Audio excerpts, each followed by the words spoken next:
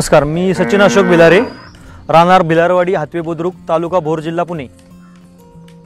आणि तुम्ही आमच्या दावणीला बघता तर फक्त हा एक खोंड सोडला तरी सगळी दावण आमच्या घरची। तो कृष्णा, हा कृष्णा हा आमच्या सासरवाडीकडनं आम्हाला गिफ्ट आलेला आहे। त्यानंतर आमचा एक शर्यतीचा बैल होता, त्याला देऊन आम्ही हा आता शनिवारी 4 दिवस झाला घेतलाय, एकदम तापट येतो। हा हरण्या, आमची जी पलीकडे गाय आहे राधा, तिचा हा 3 नंबरचा मुलगा। हा राजा, हा राधाचा सगळ्यात 1 नंबरचा मुलगा। ही हरणी, ही राधाची 2 नंबरची लेक। आणि ही आमचे मित्र मोरे, त्यांच्या शर्यतीच्या बैलाची पैदास आहे। ही आमच्या दावणीची लक्ष्मी राधा। आमच्या गावाचं मंदिर आहे, जननी मातेचं मंदिर, तिथं आमचे जे भक्तगण येतात मातेचे, त्यातल्या एका व्यक्तीने आमच्या गावाला ही गिफ्ट म्हणून दिली होती। सांभाळणार कोण ते नसल्यामुळं मग आमच्या भावाने तिला आमच्या दावणीला आणली। साधारणतः आता ती एक 8 वर्षाची आहे, एकदम लहान पिल्लू होतं। लहानपणी ती पूर्ण आमच्या परिसरात मोकळीच फिरायची, तिला बांधणं नाही काय नाही, डायरेक्ट संध्याकाळी घरात येऊन बसायची, कोणाच्या शेतात दुसरीकडे जाणे नाही काय नाही। आणि ती आली आणि आमचा गोठा पूर्ण भरला।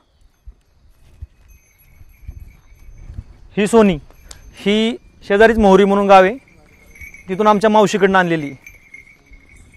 आणि ही सुद्धा त्याच गावातली आहे, त्याच गावातून आम्हाला आमच्या भावाला गिफ्ट म्हणून आलेली आहे। आणि ती वेली आता साधारणतः एक 4 महिन्याचं तिचं ती कालवडायची तिला। दादा, आता आम्ही तुमच्या दावणीच्या सगळ्या गायी असतील, बैल असतील, ही सगळी माहिती घेतली। तुमचं शर्यत क्षेत्रामध्ये पण बैल पाळतात, थोडीशी त्या क्षेत्रातली आम्हाला ओळख करून द्या। शर्यत क्षेत्रात आता आम्ही आलो, जे शर्यती आता चालू बंदी उठली त्यानंतर आमच्या भावाने एक जागवार म्हणून खोंड आणला। तो खोंड शर्यत क्षेत्रात उजव्या खांदी फुल स्पीडने बाहेर पळायचा, फुल पब्लिकने पळत होता। परंतु आमच्या व्यवसाय धंद्यामुळं आम्हाला तो एकदम ॲग्रेसिव्ह खोंड होता, आम्हाला मॅनेज होत नव्हतं, त्यामुळे आम्ही त्याला सातारला एक आमच्या मित्रांना दिला। मग आता शर्यत क्षेत्रामध्ये कशा प्रकारचे बैल तुमच्या दावणीचे पळत आहेत? आता हिचा जो बछडा आहे हरण्या, तो फुल स्पीडने आता शर्यत क्षेत्रात पळतोय। आताच आम्ही त्याला जस्ट मैदानात बाहेर काढायला सुरुवात केलेली आहे। त्याचं ट्रेनिंग, हा राजा असेल, तो आम्ही विकलेला जागवार असेल, त्याने याला एकदम मस्त ट्रेन केला आहे। आणि एखादा शहाणा बैल पण पळणार नाही असा हा आदत खोंड पळतोय आज। आता तुम्ही आम्हाला तुमच्या दावणीची एक विशेष गोष्ट सांगितली की तुमची बरीचशी पैदास ही तुमच्या दावणीची आहे। मग दावणीला आपल्या जेव्हा पैदास होती तेव्हा कशा प्रकारचं ट्रेनिंग, किंवा आता शर्यत क्षेत्रामध्ये तुम्ही जाताय तर कशा प्रकारचं ट्रेनिंग किंवा काय काय करावीचं असतं? आता आम्ही यांना ट्रेनिंग म्हणताल तर सर्वात पहिलं आम्ही आमच्या राजा बैलाबरोबर त्यांना चालवायला शिकवतो। हा आमचा राजा घरचाच बैल आहे, त्याला छकडीला जो आपल्याला खोंड आपल्याला तयार करायचा आहे त्याच्यासोबत छकडीला चालवायचा। त्यानंतरनं आठवड्यातनं एकदा पोहणी, एकदा त्यांच्याबरोबर चालणं, आणि महिन्यातनं 2-3 फेरे आमच्या मित्रांचे बैल वगैरे असं शर्यती त्यांच्याबरोबर काढायची। अशा प्रकारे आमचं त्यांना ट्रेनिंग चालू आहे। या बैलांचं तुमचं खुराक वैरण काय म्हणजे घरचीच असते का विकतची घ्यावी लागते? वैरण आमची सगळी घरचीच, कारण आमच्याकडे कडबा, मका, परत भाताचा पेंडा, सोयाबीनचं बुसकट, हे बऱ्याच प्रमाणात वैरण आमची घरचीच। त्यांना फक्त खुराक उडीद डाळ आणि शेंगदाणा पेंड एवढंच बाहेरचं खुराक आहे, बाकी दुसरं काय नाही। आता तुमचा हा जो आदत खोंड आहे, आदतच आहे ना अजून, तर हा आता सध्या कोणकोणत्या बैलांबरोबर पळतो इकडे? आता हा आमच्या तांबडचा बाजा, परत जागवार तर आतापर्यंत जागवार सोबत पळत होता। त्यानंतर आमचा रतन म्हणून होता, त्याच्यासोबत पळाला। आणि आता आमच्या मोहरीतला एक मित्र आहेत, त्या बैलाचं मला नाव नाही आठवत, पण त्याच्याबरोबर एक पळतोय। त्यानंतर आमच्या पवारवाडीतला रायना म्हणून एक खोंड आहे, त्याच्याबरोबर पण पळतोय, तो पण एकदम छान बैल आहे खोंड शिकवायला। एक आता विचारायचं झालं तर आता शर्यत क्षेत्राला एक बराचसा मोठा उच्च दर्जा मिळालेला आहे। शर्यत क्षेत्राकडे बघण्याचा दृष्टिकोन सगळ्यांचा आता एक चांगल्या पद्धतीने, की प्रत्येकाची इच्छा आहे शर्यत क्षेत्रात जाण्याची। तर तुमच्या दृष्टीने शर्यत क्षेत्र अजून चांगल्या पद्धतीने चालू राहावं किंवा त्याच्यामध्ये काय काय पद्धतीचं आपण सर्वांनी मिळून काम करणं गरजेचं आहे? शर्यत क्षेत्र अतिशय हायटेक न होता ते खेळ म्हणून राहावं। आज आज काय झाले, आमच्यासारख्या नवोदितांना जर त्याच्यात उतरायचं म्हटलं तर वायदीचा विषय सर्वात महत्त्वाचा होतो. आणि हा आर्थिक देवाणघेवाणीकडे न जाता शर्यत क्षेत्र एक खेळ म्हणून राहावं. खेळ म्हणून राहिलं तर शर्यत क्षेत्र अतिशय उत्तम आहे. खरं तर हा तुम्हीच खूप चांगला मुद्दा मांडला की आपण आता 21व्या शतकात असताना हायटेक जास्त होत चाललेलं आहे, पण तरी पण त्याला जुन्या काळाची जुनी जी आपली परंपरा आहे की त्याची जी पद्धत आहे ती जास्तीत जास्त असावी असं तुमचं मत आहे. आता शर्यत क्षेत्रामध्ये जेव्हा बैल पळतात किंवा हे पळतात तर बैल विकत घेऊन एखादा खोंड विकत घेऊन तयार करणं सोपं आहे का आपल्या घरच्या गाईच्या पोटी जन्माला आलेला खोंड तयार करणं जास्त मजा आहे किंवा जास्त आनंदाची गोष्ट आहे? शर्यत क्षेत्रात खोंड विकत घेऊन कोण पळवतो? पैशावालाच पळवतो. पण आज आपल्या सारखे जे सर्वसामान्य शेतकरी, आपण तेवढे पैसे तेवढी किंमत देऊन खोंड घेऊ शकत नाही. आज आपल्या दावणीत जन्मलेला खोंड, आपल्या गोठ्यातला खोंड, त्याला आपण लहानाचा मोठा आपल्या मुलाप्रमाणे करून त्याला आपण जेव्हा पळवतोय, आज बघा हा किती मस्ती करतोय. ही जी त्याची मस्ती आम्ही जन्मल्याच्या पहिल्या दिवसापासून त्या आता तो 29 डिसेंबरला 2 वर्षाचा होईल. म्हणजे आत्तापर्यंत आम्ही रोज त्याची मस्ती, रोज त्याचा धिंगाणा बघतोय. तो लहान मुलाप्रमाणे किती उड्या मारतो, किती काय करतोय, त्याप्रमाणे आम्ही त्याला जसं तयार करतोय. ह्याच्यात जो आनंद आहे तो पैसे देऊन घेण्यात आनंद नाही. धन्यवाद दादा, एक खूप सुंदर माहिती आपण दिली. आता थोडंसं हे विचारायचं, तुमच्याकडे काही आम्ही जुन्या गायी पण बऱ्याचशा पाहतोय, तर थोडंसं आम्हाला या गायींपासून तुम्हाला अंदाजे दूध किती किंवा घरामध्ये लहान मुलांना किंवा खिलर गायीचं किंवा आपल्या गावरान गायींचं दुधाचं महत्त्व काय सांगता तुम्ही? बघा, आता ही 29 जानेवारी 2020ची कालवड आहे. आता ही 3 वर्षाची होईल. आता ही साधारणतः 7वा महिना दिला गाभणी पहिल्या रोला. आता ही दूध आताला दुसरी. ही राधा साधारणतः ही एका दिवशी 7 ते 8 लिटर दूध देते. आणि आमच्या लहान मुलांना आम्ही 1-1 लिटर दूध पाजून बाकीचं सगळं तिच्या खोंडांनी ह्या तिघांनीच पिलं आहे दूध. आम्ही फक्त साधारणतः 3-4 महिने तिचं दूध अर्धा लिटर 1 लिटर काढून लहान मुलांना पाजलं, बाकी सगळे त्यांच्या ह्याला दिलं. आणि ह्यांना आम्ही एक दुधासाठी किंवा उत्पादनासाठी न सांभाळता एक छंद, एक आनंद, एक आमच्या पूर्वजांच्या पुण्यामुळे आमच्या गोठ्याला हे लाभलेत आणि आम्ही फक्त ते पुढे सांभाळायचं बघतो. आता थोडीशी एक माहिती द्या की आता तुम्ही तुमच्या दावणीची ही सगळी जे गाई बैल आहेत तर यांना तुम्ही तुमच्या शेतात पिकवलेलं त्याच्यातनं वर्षभराचं चाऱ्याचं नियोजन करता. एखाद्याच्याकडं आता समजा शेतीच नाही पण त्यांनी नुसती असं गाई बैल सांभाळणं कठीण काम आहे का? कसं त्यांनी केलं पाहिजे का? तरी पण नाही, आता जर एखाद्याला आपल्याकडे शेती नसताना करायचंय तर त्यात सगळ्यात महत्त्वाचा मुद्दा आहे तो इन्कम. आज आपलं घर भागून जर आपण यांच्यासाठी खर्च करू शकलो तरच या क्षेत्रात पडणं गरजेचं आहे. नाहीतर नुसतं जग पळतंय म्हणून आपण पळून उपयोग नाही. उद्या आपल्याला घालायला कपडे राहणार नाही नुसत्या या क्षेत्राच्या मागे लागलं तर. त्यासाठी हा छंद, आपला सगळा व्यवसाय धंदा सगळ्या गोष्टी बघून करणं गरजेचं आहे. पण दारात एकतरी देशी गोवंश असला पाहिजे, याच्यावर काय मत आहे तुमचं? आता आपल्या मराठीत म्हणे, घरात आय आणि गोठ्यात गाय, हे गरजेचंच आहे. ज्याच्या घरी आय आणि गोठ्यात गाय तो माणूस पैशाने नाही पण तो माणूस मनाने, आज आपल्या हिंदू धर्माने सगळ्यात श्रीमंत माणूस तो राहील.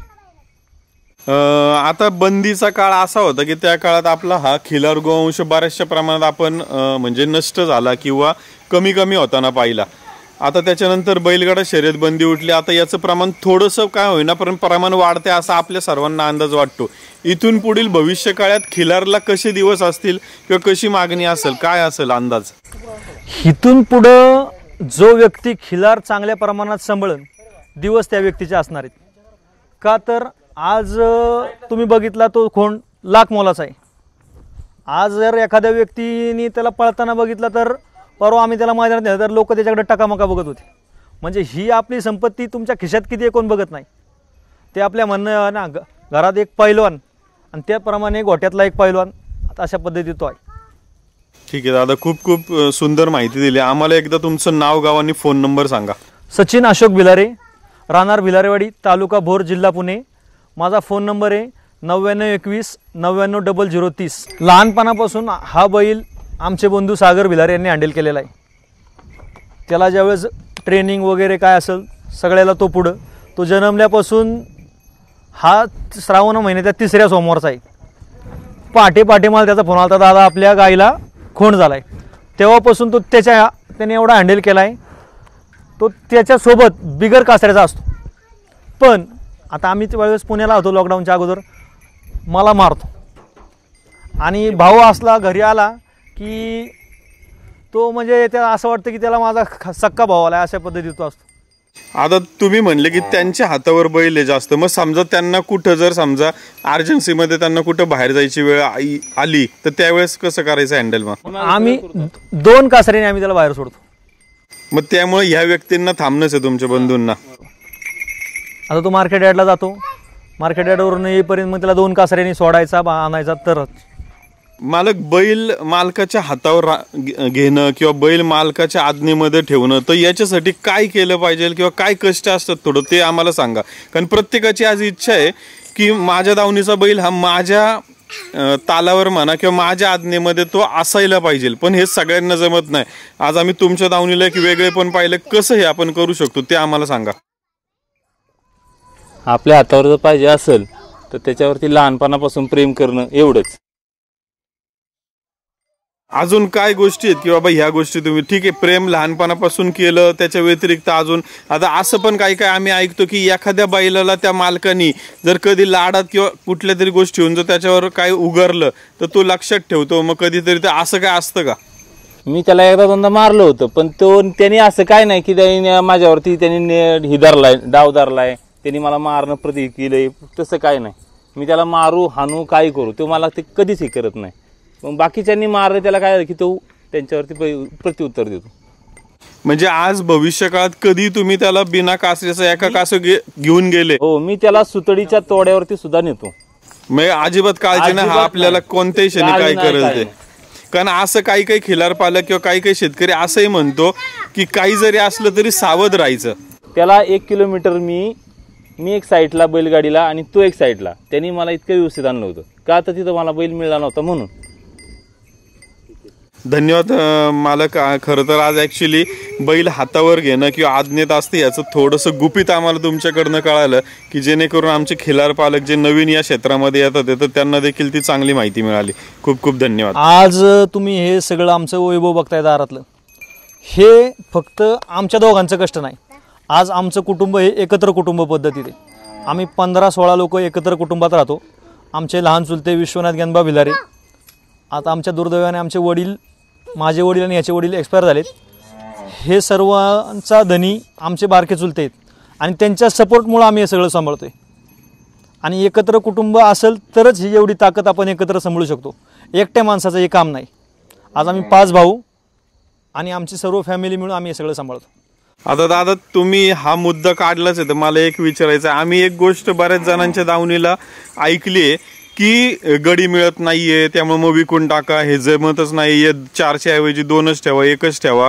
गडी माणसावर आपली दावण सांभाळली जाऊ शकते का? मालक घरची मॅनपॉवर ही जास्त पाहिजेलच. गडी माणूस सांभाळतो पण तो गाड्यासारखा सांभाळतो.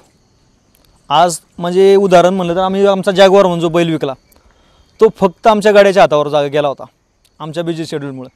पण नंतर आम्ही काय चुकी केली की जी जॅग्वारला चुकी केली ती आता आपल्या ह्या दावणीला चुकी करायची नाही. आपला थोडाफार हात आपल्या गुरांवर पाहिजेच. म्हणून आम्ही जसं जमल तशी आम्ही या सगळ्यांची सेवा करतोय आणि त्यांना सांभाळतोय. आणि मालकाने सांभाळण्याची मजा आहे ती गाडीने सांभाळण्यात मजा नाही. दिवसभरात बाकीच्या कामाचे किती कष्ट केले त्याचा त्रास झाला तरी इथं आल्यावर बरं वाटतं का? आता आमचं शेड्यूल तुम्हाला सांगतो. मी पहाटे 3:30 वाजता उठून 4 वाजता इथून पुण्याला जातो. दुपारी साधारणतः 12, 12:30, 1, 2 केव्हा जसं काम उरकल तसं मी घरी येतो. आल्या सगळ्यात पहिलं मी गोठ्यात जातो. ह्या सगळ्या संपत्तीवर हात फिरवायचा आणि मग घरात येऊन आपल्या लहान मुला बाळांकडे बघायचे. पहिले हे मग घर, तेव्हा हे सगळे लक्ष्मी आज आपल्याला दिसते.